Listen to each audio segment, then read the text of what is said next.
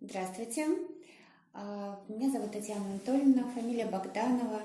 Я врач-пульмонолог, кандидат наук, врач высшей категории. Хочу рассказать несколько слов о нашем канале, что у нас есть интересного, может быть, важного для вас.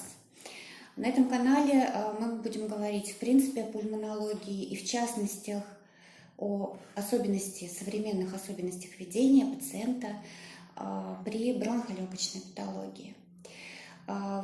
Большая часть канала будет посвящена кинезитерапии дыхательной системы, где мы будем демонстрировать мастер-классы, которые проходят у нас в Москве, где мы обучаем и пациентов, и, если речь идет о детях, мам, родителей пациентов, и обучаем врачей проведению кинезитерапии дыхательной системы.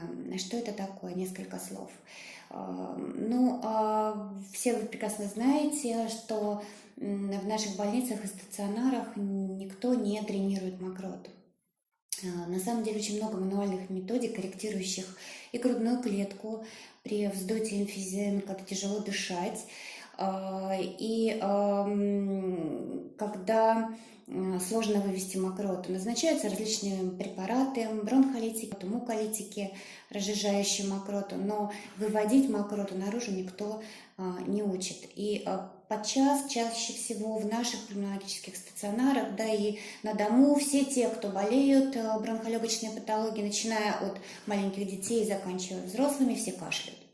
Активно кашляют, и к чему может привести активный кашель, мы рассказываем на наших мастер-классах. Можно посмотреть на нашем YouTube-канале, мы обязательно выложим ролик. Можно зайти к нам в Instagram.